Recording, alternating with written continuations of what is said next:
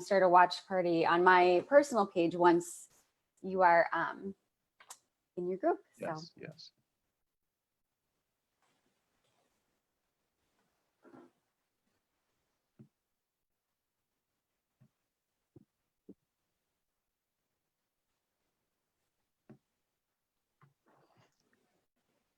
Good afternoon, friends. I'm bringing you tonight, this evening, this afternoon, from East and West Coast, a great live. We are starting this new program of bringing guests on our Facebook Live. And today I have a extreme pleasure of having a person who not only has lived life of a healthy lifestyle, eats very healthy, exercise, sleep, great mom. So let me show you who she is quickly, and then we will invite her.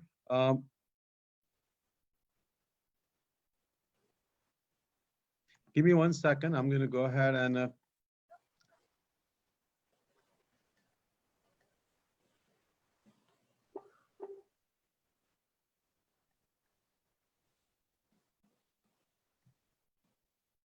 so here is the person. Goes by Badass Rabble Vegan. Obviously, very appropriate name, and you will see her throughout the interview what it means. And she lives like that. Here she is, and you will see her where she was a few years ago, and now where she is. She just ran a LA marathon. I was just absolutely impressed, and we'll talk about what her health was before and what the health is now. Here she is, not just running, but practicing different yoga and meditation, and just a complete person. Here she is a mom, and you can see clearly in her picture. She will talk more about it as we go. Here she is, 100% plant-based, 100% whole food plant-based, no oil. Here she is enjoying life. Here she is. You can see she just lives a life so fully. So I'm so excited. I'm just so absolutely excited to have her on our Facebook Live. And let me tell you, she's going to teach us so much. I was just telling her that I listen to many doctors who don't practice what they preach. So I always like to listen to the person who lives and breathes what she talks and what he talks. So we're going to be very excited. Clearly, you can see the quote, be so empowered that you see other women allies, not competition. And we'll talk about that, how she empowers other women in this country, in this world.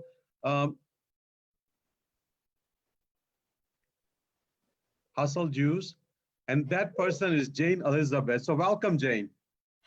Thank you so much, Dr. Shah, for having me here. It's really an honor to be here.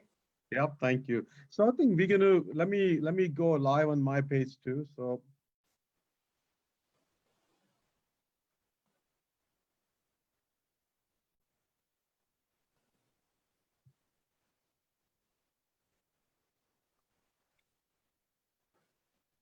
we're going to start with Jane. With where do you live, Jane?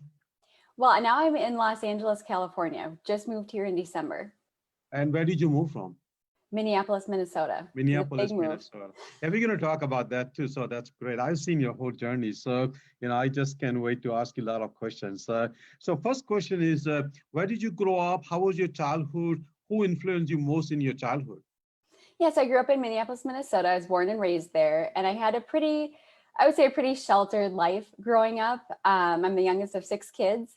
And so, we grew up really, I would say, a pretty average home. The only difference is that I went to private school, actually, from 1st through 12th grade. And we grew up, this is probably going to shock people, we grew up without TV. So I had no influences that way. So people ask about, influences and things that really impacted my life from that standpoint. There wasn't anything because we weren't allowed to watch TV, and music was kind of off the table unless it was Christian music. So we had a little bit of a sheltered upbringing.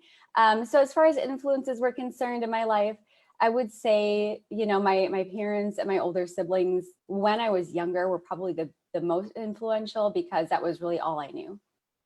Yeah, that's it. I think I grew up in a very sheltered environment also. We did not have TV also until like our second year in college. I mean, in India, TVs came a little late, but we did not have TV. We did not even have any other form of entertainment. Only entertainment we had were the books. I think we were just asked to read. We were asked to imagine whatever we want to reading the books. As a matter of fact, when I was in middle school, I had finished a child section of the whole library by the time I was like ninth grade. So I think I agree. What your parents did to you was the right thing to do, and I wish more parents do it now and no TV and even less devices too. So the next question to you is: did you go to college in Minneapolis?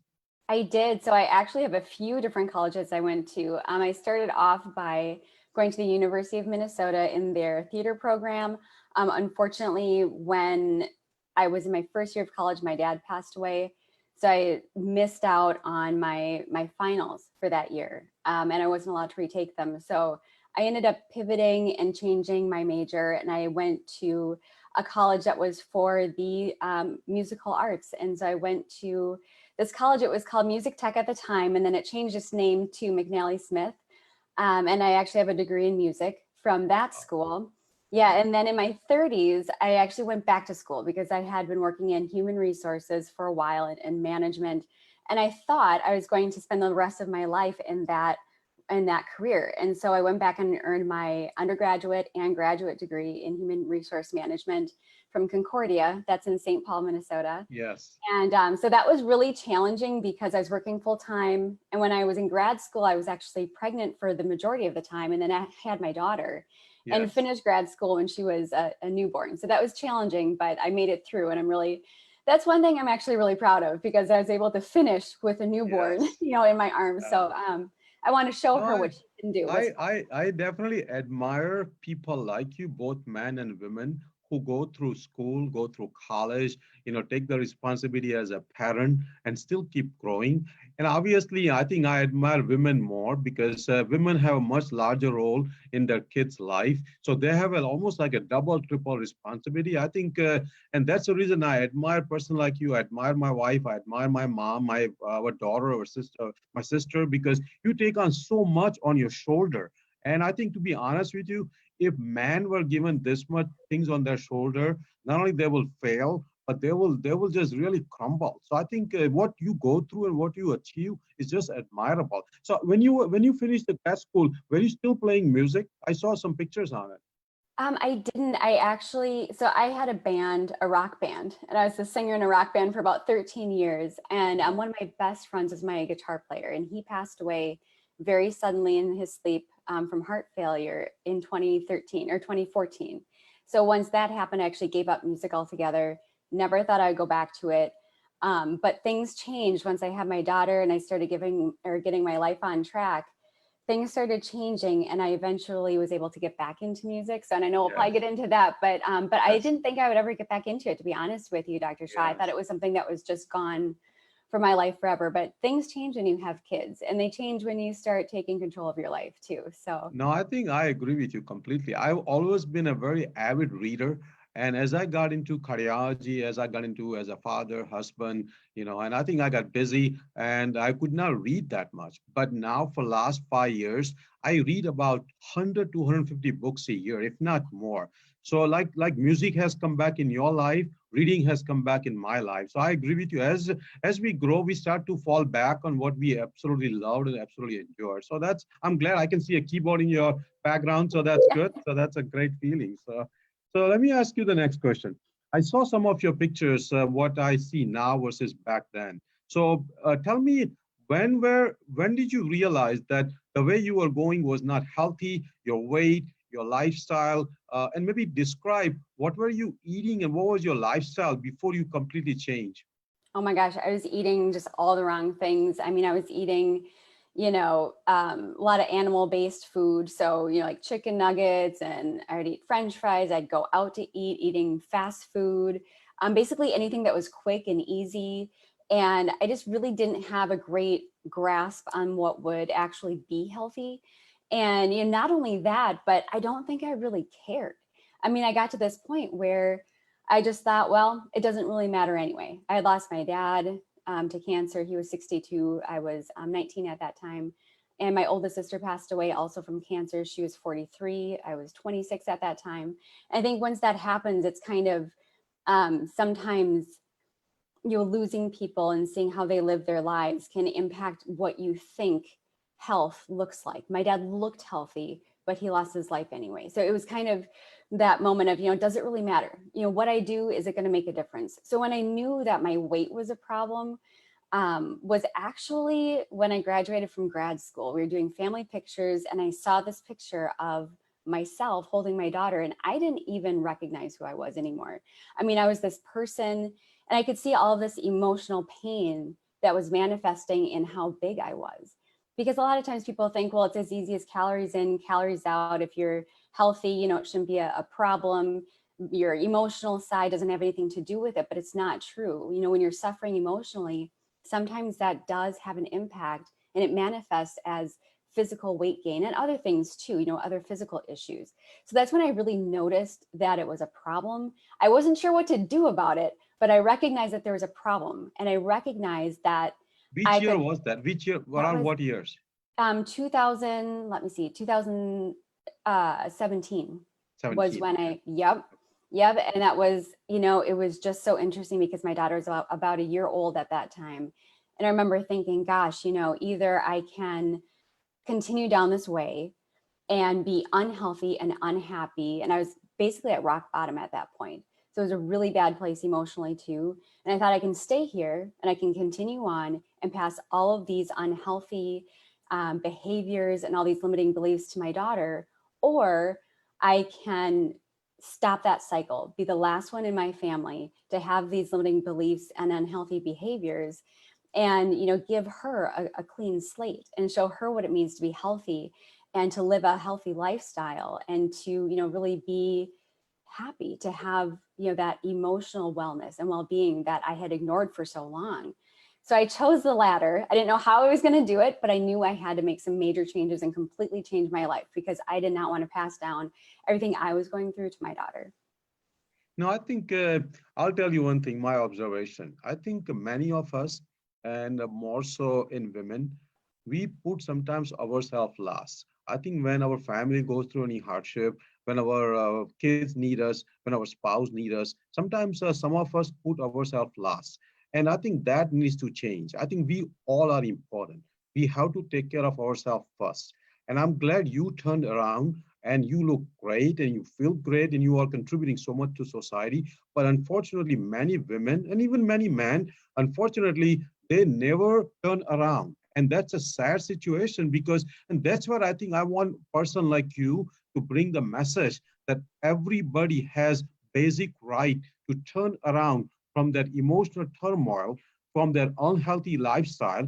And if you put yourself first, I'm not saying be selfish, but at least put yourself at an equal level compared to your family, your friends, your coworkers, and take care of yourself. And I think that's what you did. And I think you are a living example and a living teacher of many women and many men, that how you can come out of that emotional turmoil and be on the track again. So I'm very proud of you. So start with the, how did you start reading about this whole food, plant-based, healthy lifestyle? Did you attend any seminar? Did you go through any lectures? How did you start?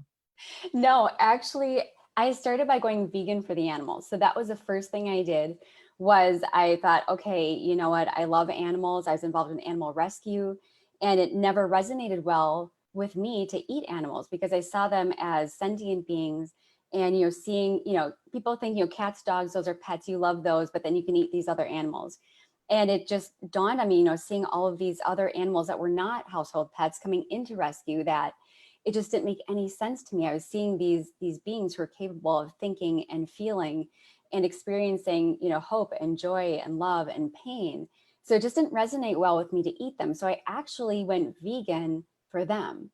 And then once I went completely vegan, what happened is I was starting to work out at the same time. So I started running, and I couldn't even run a mile, Dr. Shah, because I was so overweight and I had asthma at the time. But what happened is my asthma went away. And so once that happened, I started researching the health benefits of veganism. And I was absolutely shocked by what I found, because there were so many health benefits to going vegan and really whole food plant-based, which was something I had never heard of before. And so once I saw all of those health benefits, I thought, oh my gosh, this is this one secret formula for health that has been hidden from me for my entire life. And I think for most people, they don't really look into it. And so that's really what got me down that path of going whole food plant-based, and then eventually no oil, no salt. So it was really having my asthma clear up and go away. That's what really triggered that research for me, because I love research. I mean, this is something I love to do. I'm kind of a nerd when it comes to looking into things. I love, Yes. really digging in and finding the facts, whether it's inconvenient or something that I didn't believe in before. I really like seeing what the truth is, because the truth is the Yes. truth, no matter Yes. if it's inconvenient or not, it still Yes. Yes. remains the truth. So Yes. that's when I discovered whole food plant-based, and I slowly transitioned from being just vegan to, into that whole food plant-based. No, I think I agree with you. I think when I was talking to the last guest, there are many Indians in India right now who are considered vegan or vegetarian, but I call them dirty vegan or dirty vegetarian because their food many times is so much processed that at times it's as bad as eating meat or animal products. So I agree with you. I think when we talk about being vegan, there are a lot of different variations of vegan. We have to be whole food, plant based, no oil, and that's actually kind of hidden in America. I think I would say that whole food, plant-based, no oil is probably less than 1% of Americans. Obviously, vegans are about 5%, but out of that 5% vegan, whole food, plant-based, no oil is probably less than 1 to 2%. So I think, and again, like you said, I think we have to go with evidence-based. We have to go based on science. We cannot just go with a 1 or 2 year of data. And I think that's where we have evidence on whole food plant-based for not just decades, centuries, but for thousands of years. People who have lived like blue zones, they typically are plant-based people. I mean, they do have some small animal products. So I'm not asking the whole world to go vegan, but at the same time, if you love your pet, dog, or cat, how can you not love other animals? So I think you came to this through the animal welfare, animal love. And I think, to be honest with you, that has a larger of a purpose, larger of a cause, because many people go whole food plant-based for their own health. You actually not went for your own health, but for animals' well-being and animals' wealth. So your purpose was actually larger than even some of us who go for our own needs. You went for other live beings' needs. So I really admire you. So start with, how did you start? What did you start? Did you start cooking at home? How did you start that? Yeah, so when I first went vegan, honestly, I mean, I would be what you would consider a junk food vegan, because I did use all those meat substitutes and cheese substitutes. I was just trying to really figure out how to make it work with what I was eating already. So I was basically just veganizing all the dishes that I made, and I actually experienced some health benefits from that too, simply because I was eliminating, cholesterol and saturated fat and carcinogens, which I like to celebrate when people make steps in that direction, because I think it all helps. But once I learned about whole food plant-based, what happened, Dr. Shah, is that I ended up seeing, instead of having to have something that would like replace meat, I saw just this abundance of fruits and vegetables and grains, just all of these things I could use. And you didn't have to have like a main dish. Every single thing on my plate was so beautiful just in and of itself. So there's no real main dish now. It's everything I put on my plate is the main course. So that's, I started looking at how I was constructing my meals differently. And that was actually really liberating, because, the way I was taught was probably a lot of the way most Americans, I would say, were taught, where you had your meat was your main course, and then everything else around it was, kind of secondary. And you had to eat your vegetables if you wanted dessert. And the vegetables were kind of the gross part. Nobody wanted to touch their vegetables. But now vegetables are so beautiful. And I challenge myself sometimes to find vegetables at the grocery store that I haven't used before, or something I haven't used, recently, so that I can include that in my meals. And it's exciting to try these new things that I never would have thought of trying before. So, and it's all delicious. I know I'm eating something that's actually good for me. And then, passing down these healthy things to my daughter, because for her, I don't make her choose. So she is vegan. She's mostly whole food plant-based, but, I let her have things every now and again, like, potato chips or something, because I want her to be able to choose and make healthy choices instead of just eliminating things. I want her to actually understand that power of choice. So I'll have like a green apple and then potato chips, which I don't eat the potato chips, but they're there for her. She wants them. So she'll look at those she'll see my apple and she'll want my apple instead. So that's Yes. the power of giving her that choice instead of just eliminating, all junk food. She can have it every now and again if she wants it, but she doesn't want it. She typically will choose, the fruits and the vegetables and the grains instead because she has that option and she sees me eating it. So that's what she wants to eat. So it's a No, I really think powerful thing. I think I'll tell you one thing. You are a good parent because I think it would be so easy to just take that apple and give it to her. But you are giving her the bigger option to choose because she will be not just making choice in food, she'll be making choice with her life partner, what college she goes to, what career she chooses. So if she has learned how to make choice in food, she will apply the same skills in making choice for other things. So I think I'm glad you are teaching her to choose the right thing, not give her the right thing. So that's very admirable. That's very admirable. Thank you. I appreciate that. So let me ask you the next. I'm reading my questions here. So tell us. Many of our followers, obviously including myself, we all at times struggle with healthy eating, whether we should count calories or not, whether how quickly we should lose weight, should we go on fasting, should we do intermittent fasting. I've given some talks on that, but I like to hear from a person who has done it very well. So please tell us your way of losing weight, healthy way, and what are the tricks you can give us? Yeah, so for me, it's all about consistency. So I think a lot of times people are so caught up in the idea of a quick fix. So people want something right now. They want something where they can lose 50 pounds in 30 days. That's not healthy. So that the quick fix is not going to be what lasts. That's not going to be sustainable. So it's what I'm doing every day. So it's making those healthy choices with what I eat every day. So I don't actually count calories typically. I do like to make sure I'm getting enough calories because I think it's really important, especially since I'm an avid runner. I need to make sure I'm keeping up my calories so I can run. But it's more about portion control, honestly, and making sure I have a balanced eating plan. So, and that's been the way I've done it because I think for a lot of people, especially people who have dieted a lot, and I saw in my household growing up, the women were always on a diet, always trying to lose weight, and there were lots of unhealthy behaviors that I saw because there's a lot of societal pressure, and I'm not blaming them. I think there's just a lot of pressure to be skinny, and that's something that's not necessarily healthy. So I think, I mean, you can be thin and trim and fit, and that is healthy, but just skinny for the sake of being skinny is not healthy. So I think, for me, it's that consistency, making sure I eat, making sure I eat regularly, and making sure that I have a balanced plate and a balanced portion. And so I don't count calories typically, but I do make sure that I'm getting enough carbs. My carbs are probably higher than most people's because I do run. I'm an endurance athlete, so I need more to fuel my runs. But getting enough protein, and plants have so much protein, I don't even think about it because I'm eating such a complete, eating plan that I don't even think about protein.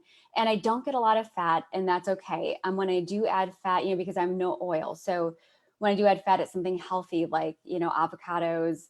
Have that healthy fat. I don't actually eat a lot of nuts, but I do like hemp seeds and flax meal and things like that are really healthy. So it gives you fat that your body can actually use. I don't do fasting. I've never done intermittent fasting. It doesn't, that's something like that probably wouldn't work for me because I am an endurance athlete. So I need to make sure that I really am fueling my body. Some people it can work, but the thing is, especially for people who have dieted in the past, it can also trigger people to want to binge. So I think there's a real danger there, depending on the person. Everybody is so different. But people think, well, if I intermittent fast, then I can eat anything I want in like a 5-hour period. But the thing is, if you're eating, let's say 1,500 calories during your normal day when you're not fasting, and then you eat 1,500 calories in that 5 hours while you're intermittent fasting, you're not going to see any difference when it comes to weight loss because you're still Yes. eating the same amount of calories. So for me, just being balanced and consistent is what works. I don't want to tell people what to do or what not to do. I would just say, you have to find what works for your body. And for me, the exercise, being active, that is absolutely one of the most important things because I do work out every single day. I don't take days off. And for my clients, I always tell them the same thing. They don't have to run like I do, But instead of taking a day off, take a day when you're doing something different. So if you're normally doing something higher impact, do something lower impact like yoga or going for a walk or going for a swim, because a body in motion stays in motion. So, and for people who aren't used to being active, when you take a day off, it's easy to make that 2 days and then 3 days. And then all of a sudden you're totally thrown off. So it's easier to actually stay in motion, but just maybe not do something that seventh day that's super, hard on your body. Make sure you're doing something that's, going to help you relax, help you, just enjoy your day, but get you up and moving and get that blood flowing anyway. So that's really what I do. It's all about balance and consistency. And I think, as far as weight loss goes, I lost over 80 pounds in about 18 months. And people think that's really fast, but that breaks down to like 4.5 pounds a month or something like that. So it's really, just a little over a pound a week. And when people see weight loss like that, if they're on a diet, they're on some kind of eating plan or exercise plan, they think it's not enough. But the thing is, it's that pound or so every week that you're losing that really adds up. So, and this is about a lifestyle. This isn't about a diet. And that's what I really wanted to do when I started this whole thing, Dr. Shah, was I wanted to teach my daughter how to live a healthy life. I didn't have a goal as far as like what size I wanted to be or how much the weight I wanted to lose. I wanted to be fit and healthy and be a good role model for her. That's all I wanted to do. And then as things progressed, I started having goals for myself, like being able to run, a half marathon. Well, first it was a 5K and then a 10K, but those ended up, I threw those out the window because I was running more than that every day anyway. So I, had these other goals, and I still have goals that I want to accomplish. And those are from, because I like to compete against myself. But when it comes to getting fit and healthy and losing weight, the number one thing is, being consistent. And if people have questions, I really, really encourage people to hire somebody to help them, because not everybody is going to know everything about fitness and health and eating the right way, when to push themselves, when not to push themselves, when to say it's okay to back off a little today, or when to have a treat meal, to go ahead and have that indulgent vegan meal that you've been, craving for 2 weeks, to go ahead and have one of those meals sometimes, because it's all about balance. So those would be the main things I say, really helped me. And I see those things help other people too. And I actually would say, more than anything else, to be kind to yourself, to stop being so hard on yourself and stop beating yourself up for decisions you made in the past. Or if you have a day that, isn't your best day for eating or for working out, to stop being so hard on yourself for making a mistake. Just learn from that, figure out what it is that maybe triggered that reaction, be kind to yourself, and then move forward. So, and be gracious to yourself. I think that's really important too, No, because people tend to be hard on themselves. I will tell you one thing, Jane. These are the gems from a very wise person. Not many people at your age can articulate with so much clarity, so much experience. Now, again, I agree with you. Consistency is number one. Number two, small steps. It's a lifestyle. It's something you're going to do it for next 30, 40, 50, 60 years. It's to, like Dr. Michael Greger says, that you're not losing weight to fit in a smaller cascade. You are losing weight to be healthy. A person can start smoking and will start losing weight, but that's not. So we should not be on diet. We should not be doing crazy fad diet to lose weight. It should be the change in lifestyle. So I think what you did, I think without even your full understanding or knowledge, was something of an exceptional thing. And I think once you started doing it, to be honest with you, all those micronutrients and all those phytochemicals started feeding your brain to just keep doing the right thing. And I think many times we don't realize, but there is a role, there is a value of some of the things we eat. Because like Dr. Furman says, a lot of the processed food brings a lot of the depression, a lot of the ADD. So again, even though sometimes it's hard to prove it in a lab, but I know so many people who have depression, who have ADD because of the type of food they eat.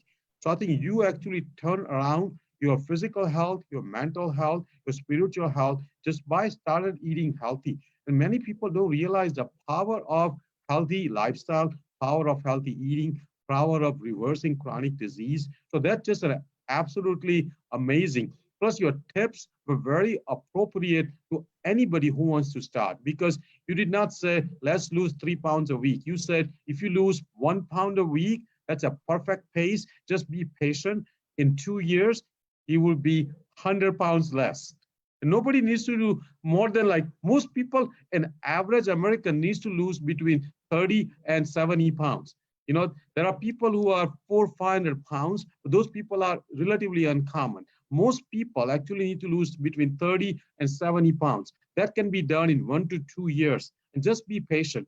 Plus, like I tell many of my patients, that a lot of the benefits are achieved even with first 20-pound weight loss. A lot of the diabetes can be reversed just with first 20 or 30-pound weight loss. You don't need to lose all the weight to body mass index of 25 to realize all the benefits. Benefits starts coming in the first bite you take with whole food, plant-based, no oil food. With the first bite, like you said, your health changed even you before you started losing weight. And the other benefits keep coming on as you continue following their lifestyle. So that's a great message to everybody.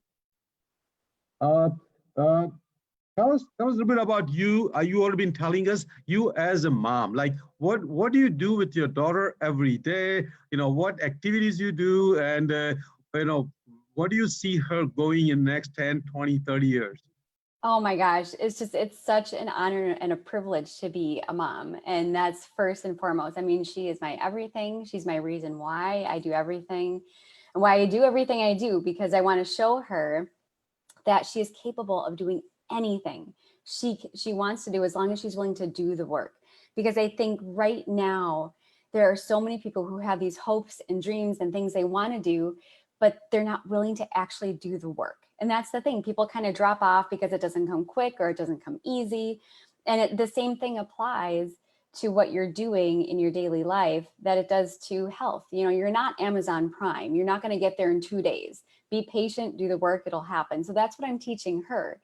And so well, Dr. Shah, I'm really busy, and I do work from home. So I'm able, luckily, to spend the majority of my time with her. And we do take time. I clear my day like 4 days a week. And we go out, we play, we go to the beach, we'll go to the park, of course, at a social distance right now because, of everything going on with COVID.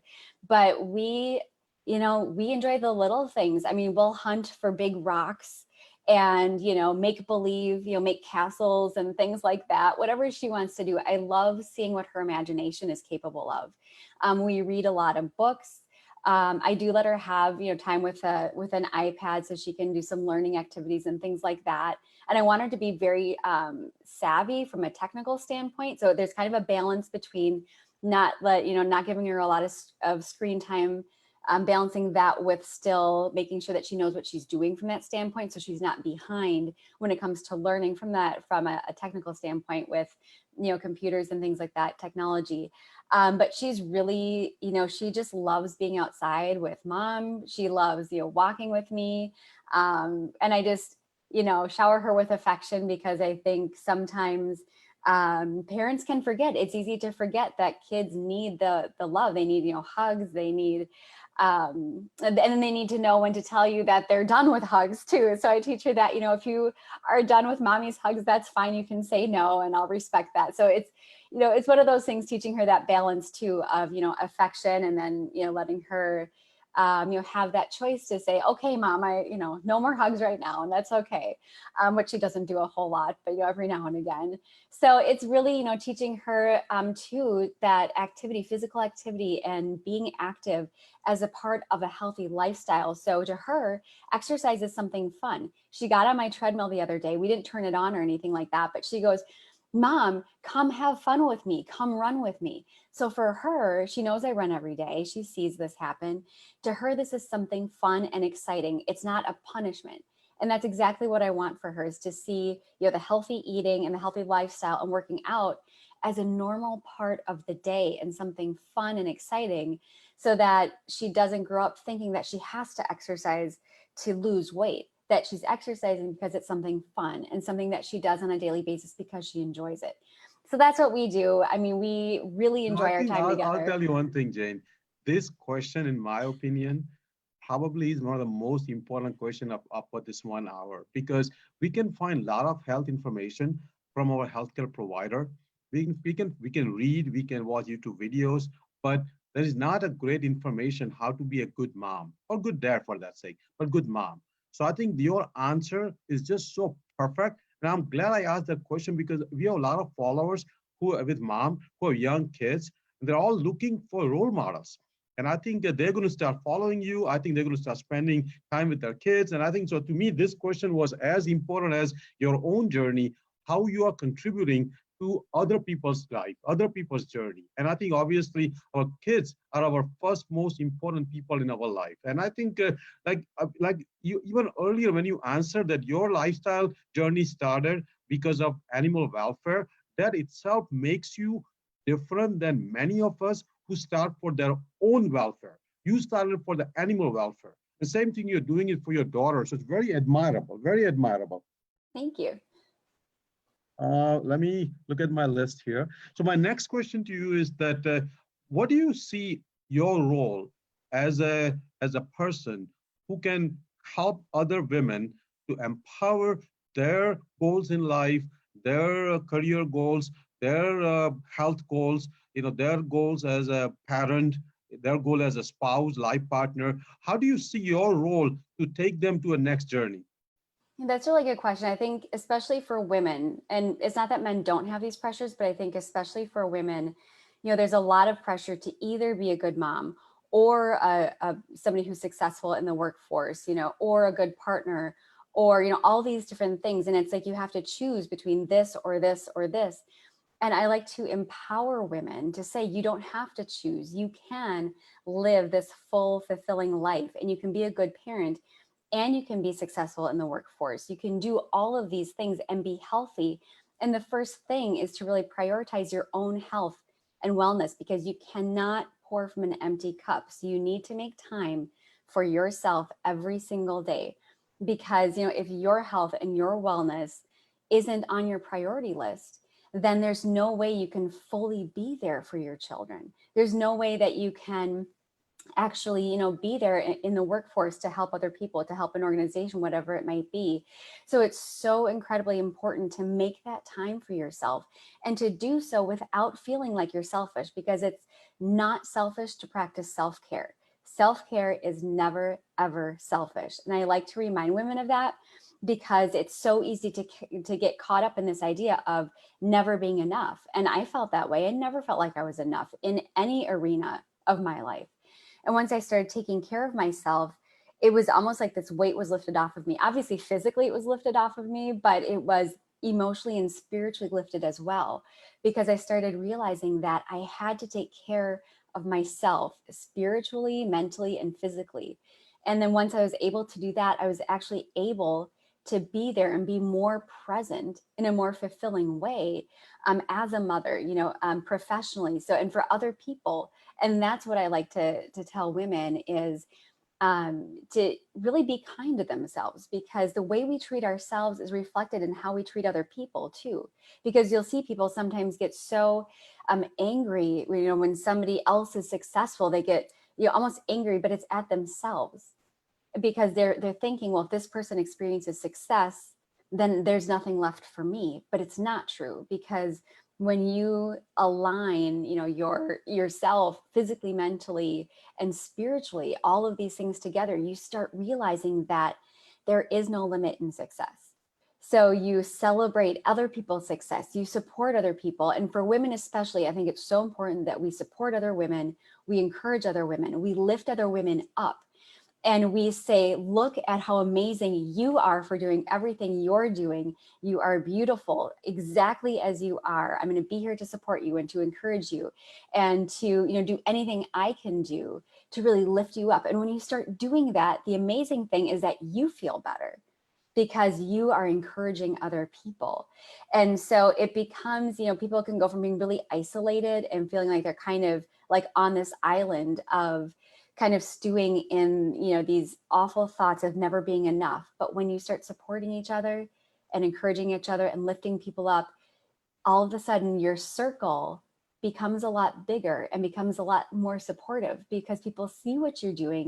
They see this light shining from you, just radiating from you, and they want to be a part of that. So then they support you as well. So I would say that's something for women, don't be afraid of supporting other people, because that's where you're going to find your support. And that's where you're going to find that fulfillment is actually supporting other people. No, I think I completely agree with you. Number one, put yourself first. It's not selfish. Because if you take care of yourself, you'll be able to take care of other people. When we are in a plane, they say to put the oxygen mask on yourself first. Even though you're sitting next to your child, they don't say put on your child. They put on yourself first. Same way we have to take care of ourselves, number one. Number two, like what you said, we have to have abundance mentality.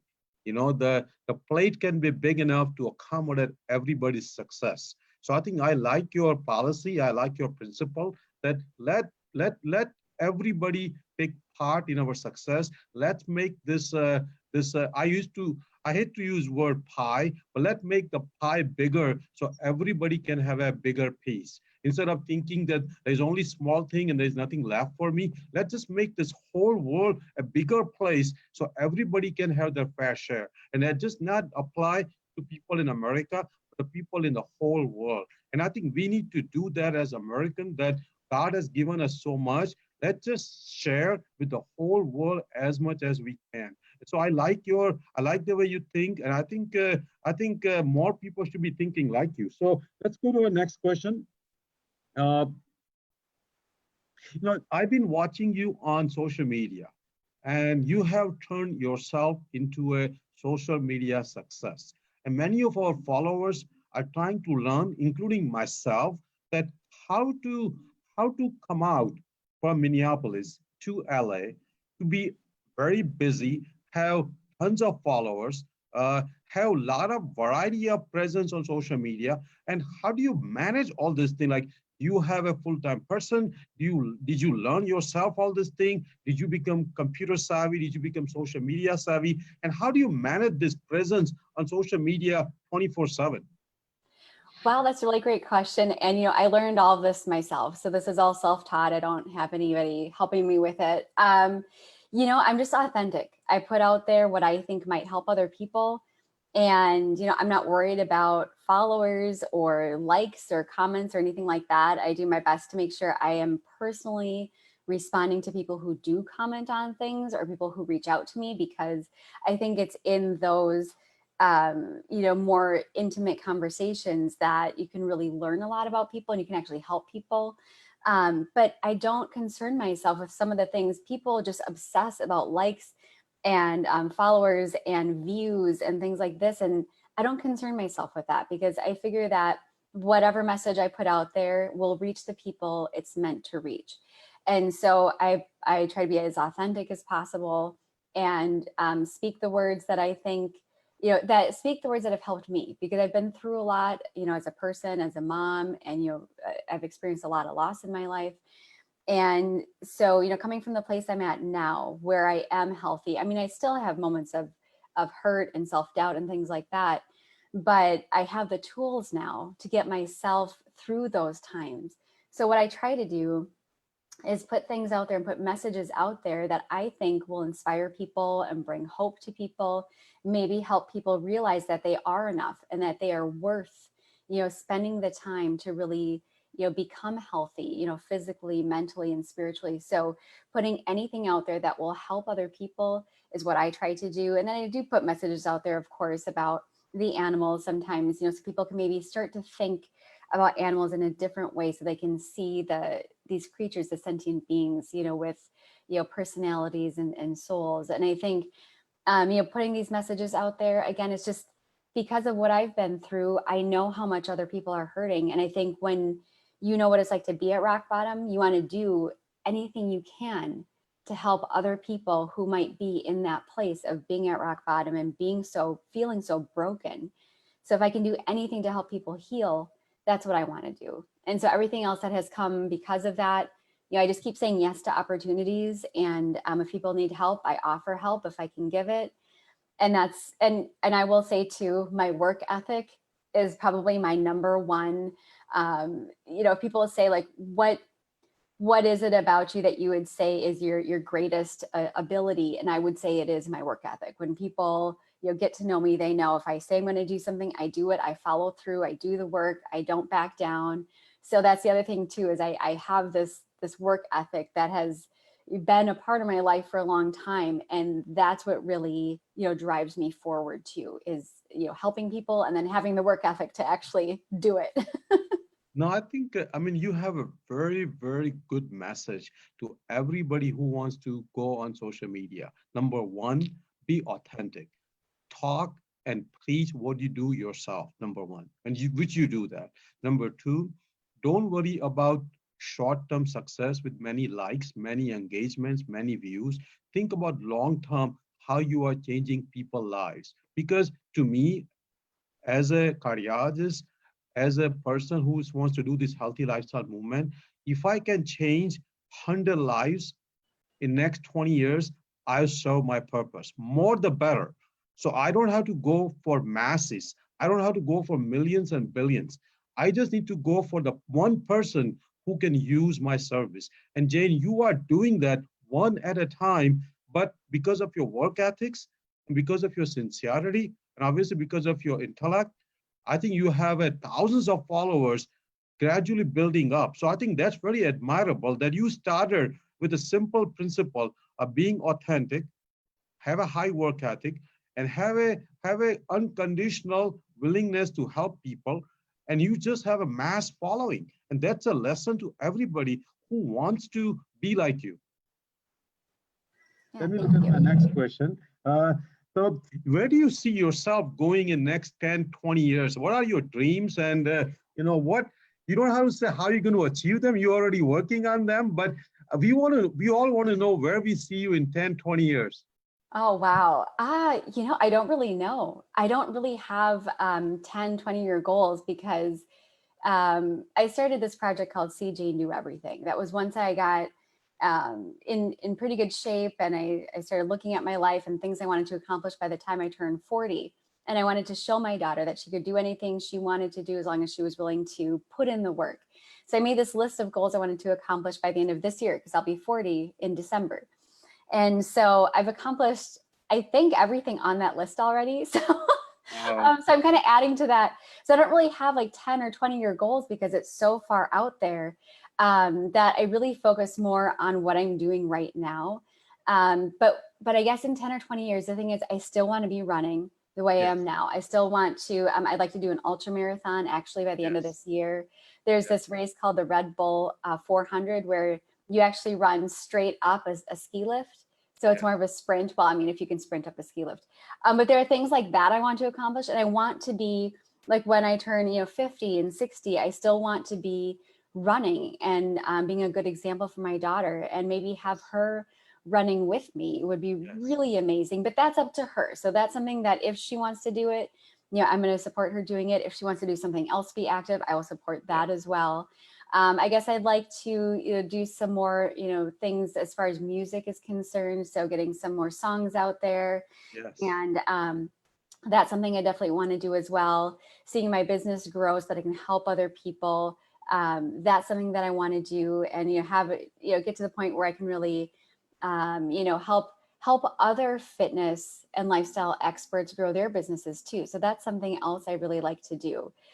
Is just help other people realize their dreams and then set up a plan to accomplish their dreams. Because I think once you start, understanding how empowered you really are to make things happen, it just keeps going from there and keeps rolling, because you experience success and you celebrate that progress and that process, and then all of a sudden it just keeps going, because you realize you have this power within you to make anything happen as long as you're willing to do that work.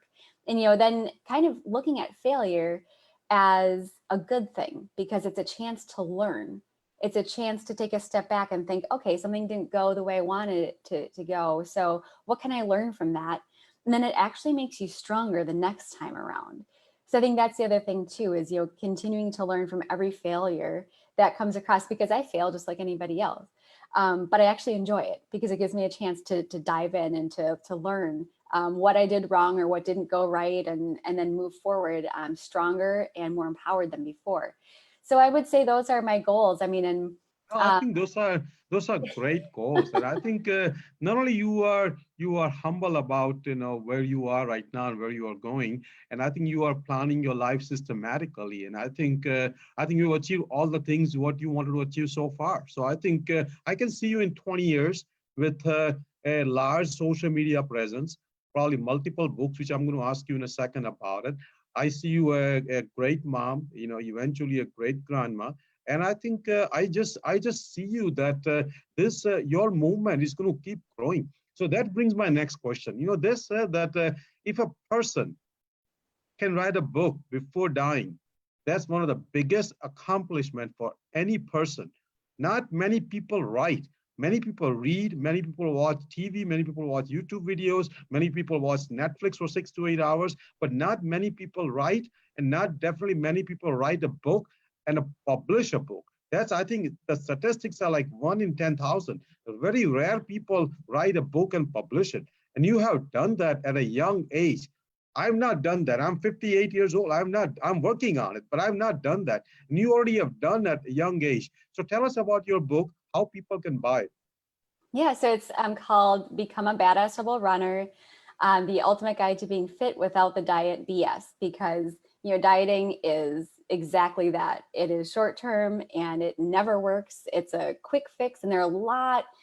Dieting, it's a multi-billion-dollar industry, and they are counting on you failing, because then you come back and you keep doing these diets over and over again, the pills, the shakes, the quick fixes, all of these things. They don't work. The gadgets you see on late night TV, they have these really fit like models using these gadgets. That's not how they got in shape. Okay.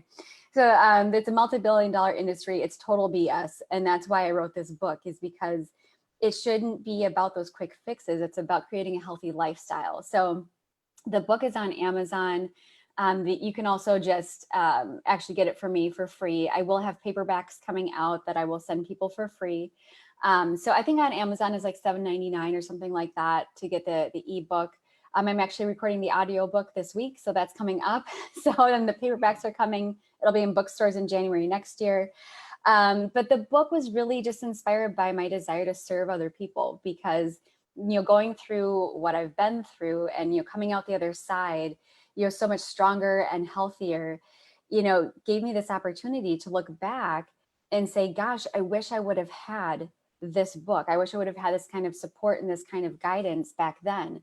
So that's why I wrote the book, is because I know that there are so many people, moms, dads, anybody, who, feel the way I felt back then, whether they're at rock bottom the way I was, or they are just so sick of not knowing how to start a journey into health and wellness. This book goes through the emotional side of things. So it's kind of more of a gentle impact when it comes to talking about the emotional side of losing weight and about getting healthy, because for a lot of people, there are so many emotional roadblocks and spiritual roadblocks that are in their way. They think it's all about their physical body, but we're so much more than that as human beings. So that's why I really wrote the book, and people can read that, and hopefully it will inspire them to start their fitness journey, to start their health journey.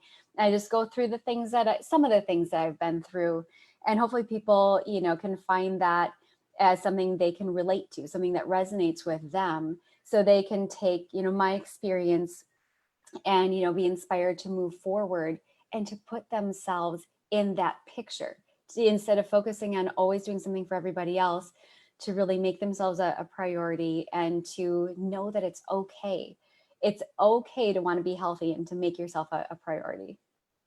That's a great answer. Yeah. So in terms of going back to healthy eating, uh, what is your favorite healthy dish? And obviously, people will be lining up on your Facebook page. You can always post the recipe. But what is your favorite dish, and how quickly you can make one?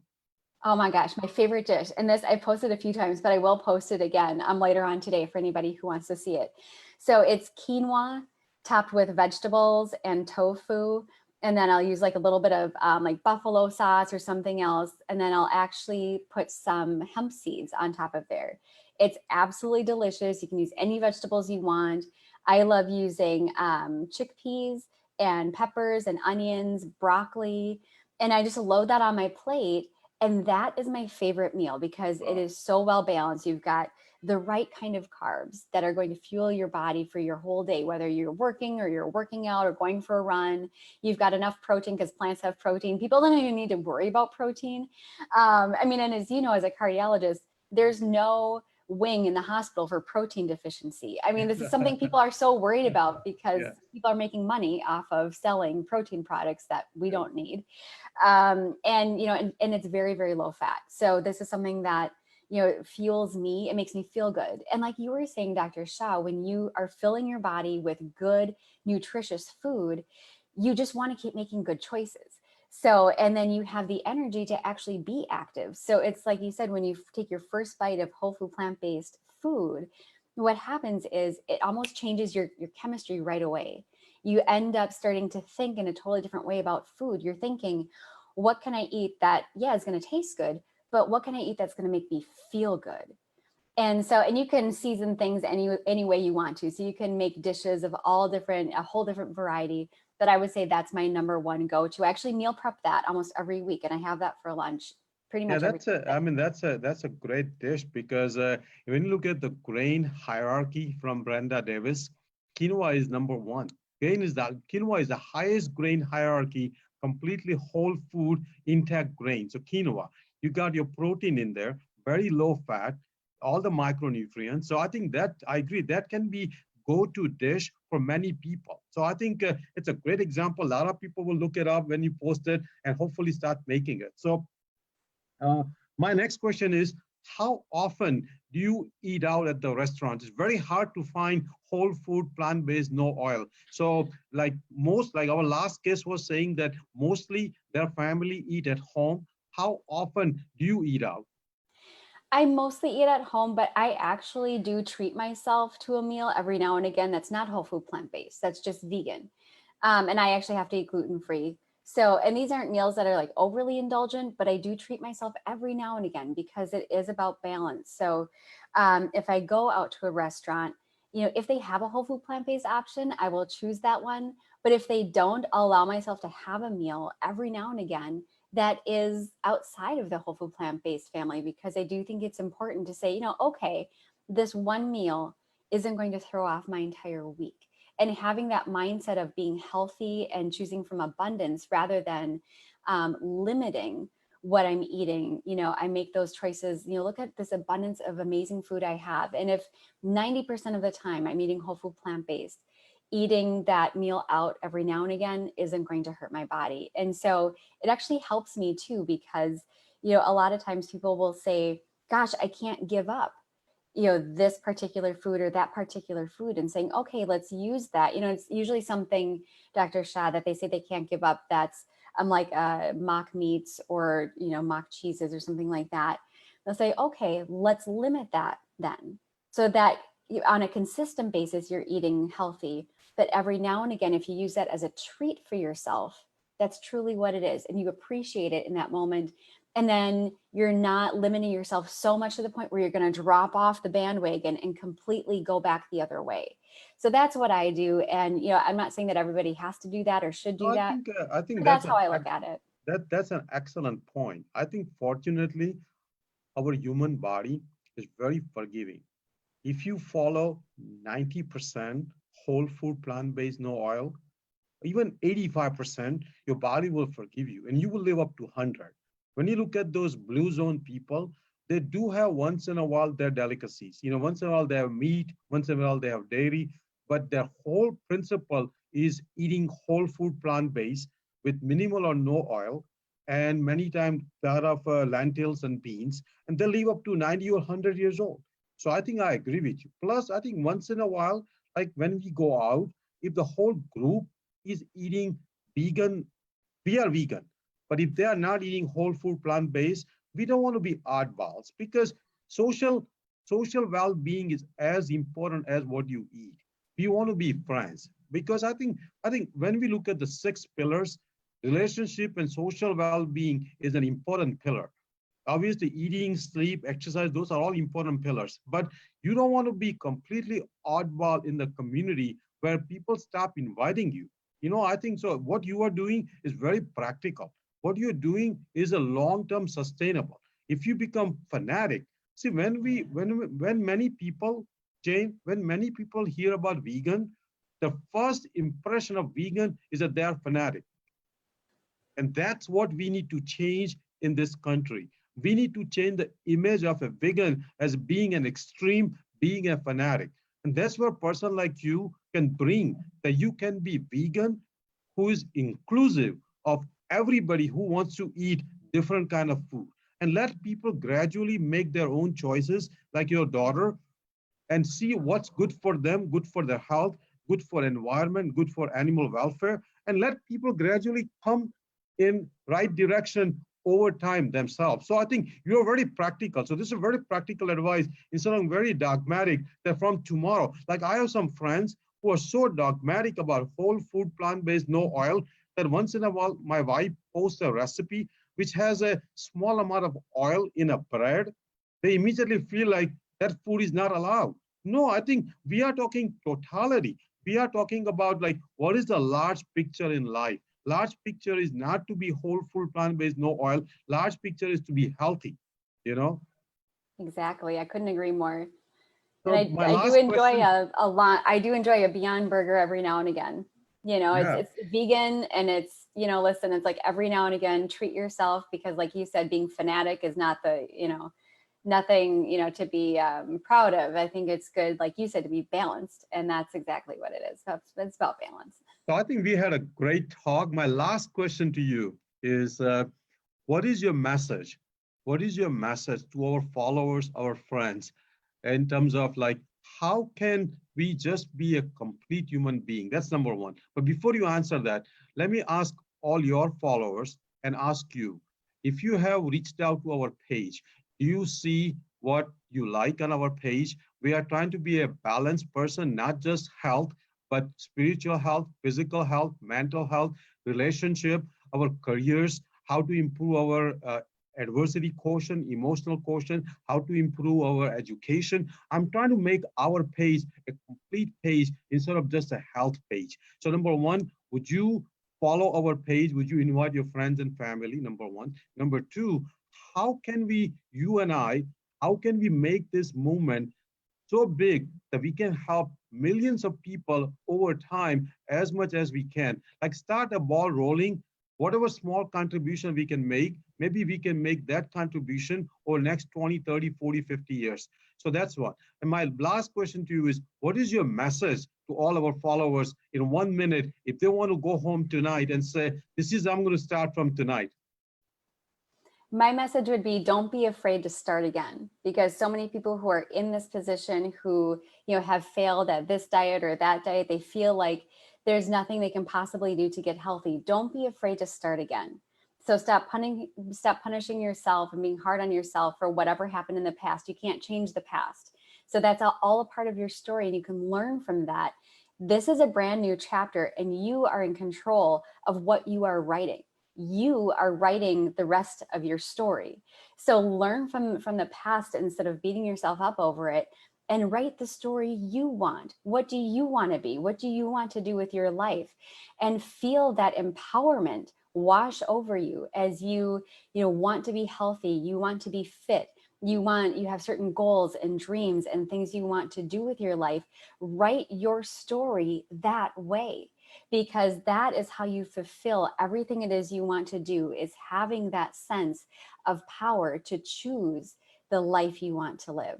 So that is the advice that I would No, give that's a people. great advice. That's a great advice. I mean, that kind of advice resonates very, very long time, because that advice is not just do this one thing. That advice is to be a complete human being. And so I think that, and you never be afraid to start again. We all have gone, they said that fall 7 times, but get up 8 times. Once you do that, you will always be fine. So again, thank you, Jane. We will be staying in touch for next 50 years or more for you, a little less for me, but stay well, stay healthy, take care of your daughter, and we love you all. Thank you. Thank you so much, Dr. Shah.